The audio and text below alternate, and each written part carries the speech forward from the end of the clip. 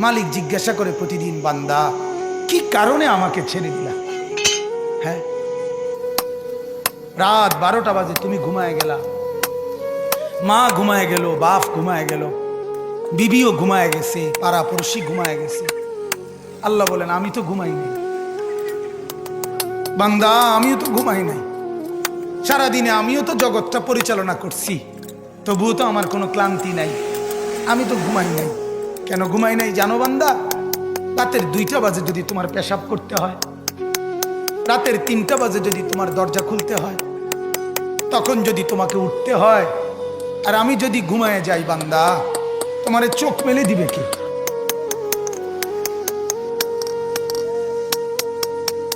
এই বাপ, চোখ মেলে দিবে কে?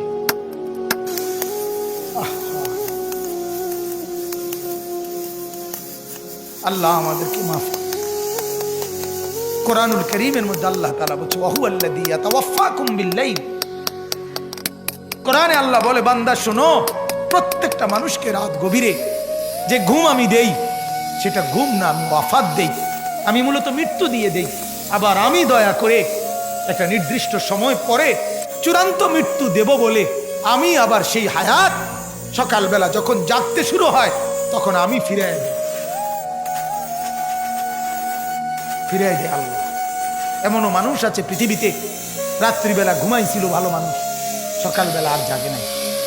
আমার একজন দূরসম্পর্কীয় চাচা আছে, প্রফেসর ছিলেন, ভালো মানুষ ছিলেন, রাত্রিবেলা জলজ্জান্ত মানুষ ঘুমাইছে, সকালবেলা আর দরজা খুলে দেখছে ওই মানুষটা জীবিত ছিল না, মারা গেছে।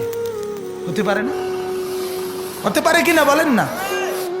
তাইলে বছরের পর বছর, মাসের পর মাস, এই বাপ, বাহিরের কারো চিন্তা করে বাদ দেন। আপনারা যারা বসছেন, আপনাকে বলছি, আপনি কষ্ট করে বসছেন, রাতের 12টা বাজে, রাতের 12টা বাজে, এত কষ্ট করে বসছেন, বিনিময়ে একটু ভাবেন, একটু ভাবেন, অনুরোধ আমার, একটু ভাবেন।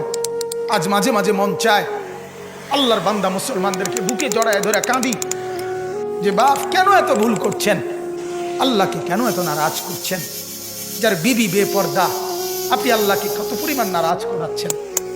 যার স্ত্রী, যার মেয়ে বেপর্দা, আপনি আল্লাহকে কি পরিমাণ নারাজ করছেন বলেন? এক কুকুর মরলে, লাশ ফেলে রাখলে যেই দুর্গন্ধ ছড়ায়, সেই দুর্গন্ধে অল্প কিছু মানুষের কষ্ট হয় কিছুক্ষণ, কিন্তু এক নারী বেপর্দা হাঁটলে যে যুবকগুলোর চরিত্র নষ্ট হয়, সেই নারী এক মরা লাশওয়ালা কুত্তার চাইতেও বেশি দুর্গন্ধ ছড়ায়। কুকুরের দুর্গন্ধ এত বেশি ছড়ায় না, বেপর্দা নারীর দুর্গন্ধ যে পরিমাণ ছড়ায়। সে তো শত শত যুবক তার চরিত্র শেষ করে দিচ্ছে।